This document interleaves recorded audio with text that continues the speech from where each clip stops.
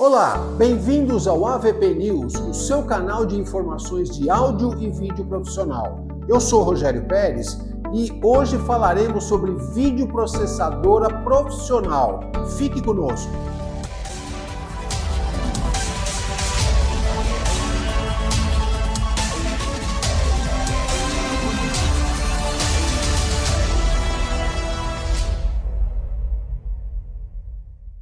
Com telas gigantes, videomapping em grandes prédios, projeções imersivas e resoluções de vídeo cada vez maiores, surge a necessidade de processamento de vídeo. Com isso, chegam as processadoras profissionais de grande porte para processar esses sinais e entregar resultados cada vez melhores. Quais são as funções básicas de uma processadora profissional?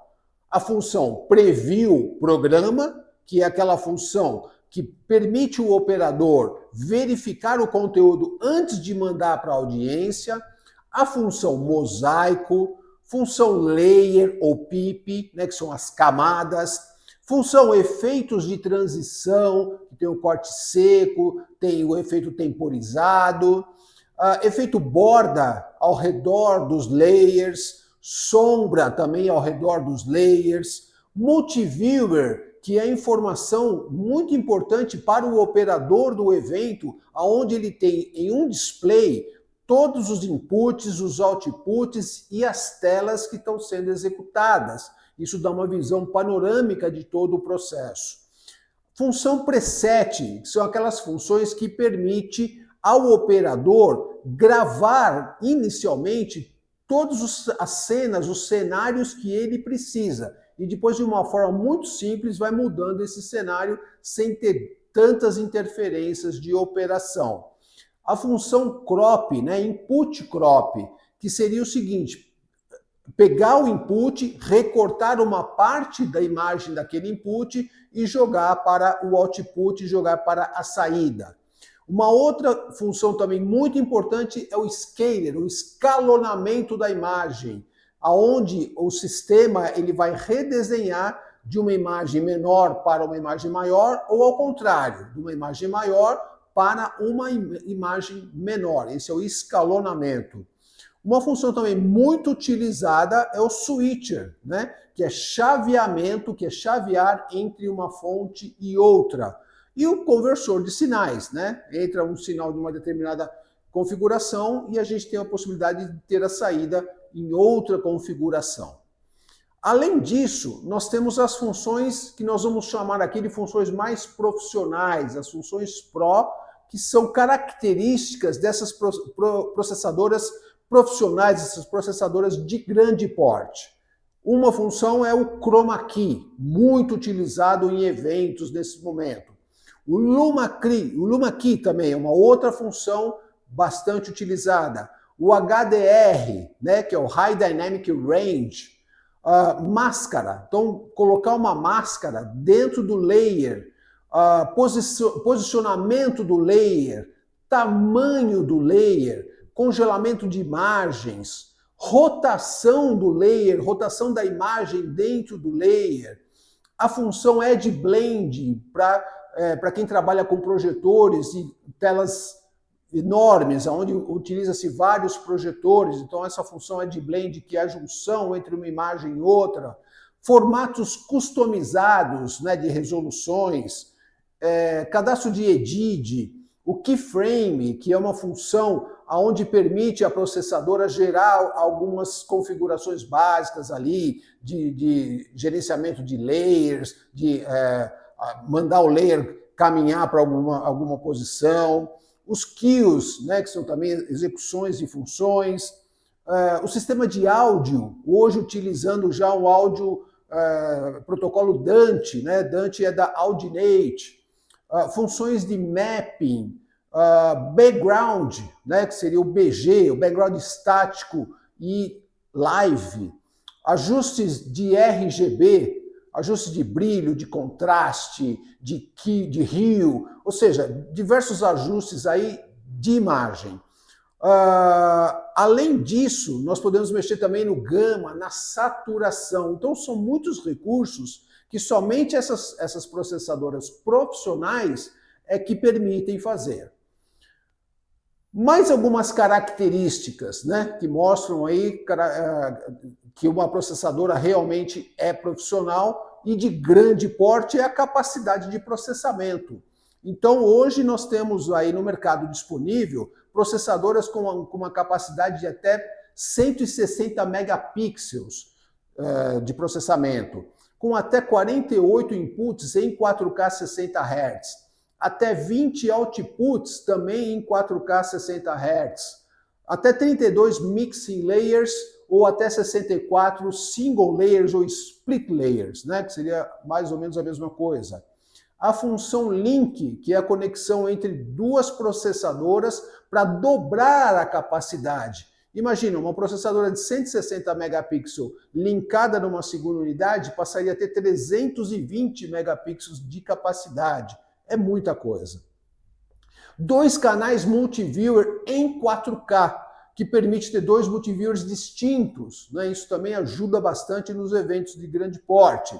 E os canais de áudio Dante, como já falamos, algumas processadoras utilizam o formato 64 por 64 canais, mas já tem equipamento chegando no mercado aí, mais recente, com 128 canais por 128 canais de áudio Dante.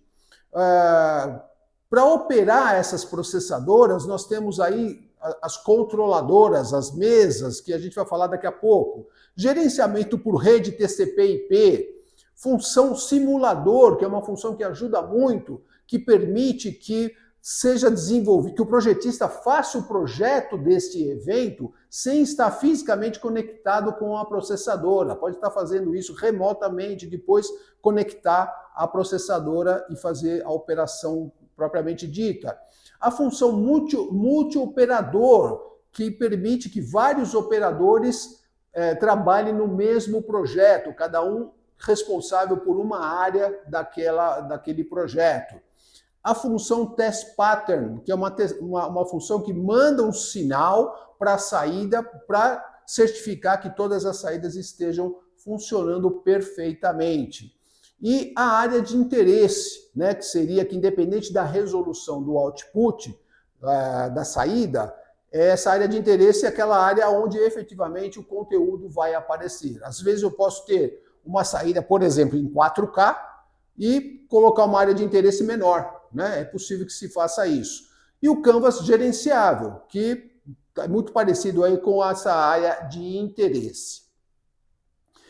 Falando um pouco sobre inputs e outputs, então, no momento que estamos gravando este vídeo, nós temos disponível no mercado HDMI 2.0, né, que é o que faz o 4K 60 Hz, o DisplayPort 1.2, o 12G SDI, HDMI 2.1 está começando a chegar no mercado agora, que já faz 8K de resolução, o DisplayPort 1.4, o SDVoE, que é o Software Defined Video over Ethernet, né? Que já seria a comunicação, a transferência de vídeo aí através de cabos de rede.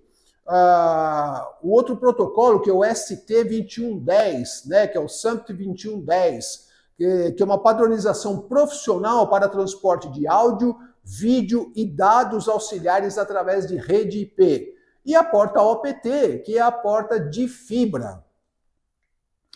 Aqui nesse slide, a gente vê aqui 3 modelos, né, de processadoras disponíveis no mercado. Existem outras, é claro, mas acredito que essas daqui sejam as 3 principais, né? Então, elas são muito parecidas até em relação a cartões, óbvio que cada um com a sua característica, né? Mas com os cartões de entrada, cartões de saída, com cartão de link, com as portas Dante, né? As portas de áudio, com a forma de comunicação através de rede, com fonte redundante, umas trabalhando com 2 fontes, outras com 3 fontes, que depende muito da capacidade de processamento de cada equipamento, né? Então isso varia um pouco, tá? Mas no mínimo 2 fontes, isso aí já seria o padrão, ok? E nesse slide a gente tem aqui algumas formas de comunicação, né, ou de controle dessa processadora. com o computador, através do software, né, que os fabricantes fornecem. O Stream Deck ele é utilizado como um recurso auxiliar, onde nós temos lá os presets, né, aquilo que nós falamos um pouco atrás, que seria presetar algumas cenas. Então o Stream Deck ele auxiliaria nesse caso. Eu poderia só apertar alguns botões e ele mudaria de cena automaticamente. E tem os consoles também, né, que são as mesas que operam também essas controladoras, né, com mais funções, com menos funções, enfim. Aí tem diversas situações de operação. E onde nós aplicamos esses recursos? Aonde cabe uma processadora com tanta capacidade, com tanta porta de processamento? Bom, em eventos ao vivo, em esportes e entretenimento, em estúdios de TV, em estúdios virtuais, né, os famosos estúdios XR, em espetáculos, em sala de controle, em casas de orações, eventos corporativos, shows ao vivo, ou seja, uma infinidade de aplicações desse tipo de recurso, ou até no corporativo, em grandes projetos também se utiliza as videoprocessadoras desse nível. Obrigado por assistir. Você gostou deste conteúdo? Não esqueça de curtir, compartilhar, ativar o sininho para continuar recebendo os nossos vídeos e nos siga nas redes sociais porque sempre tem algum conteúdo novo. Eu sou Rogério Pérez e você está no AVP News. Até a próxima!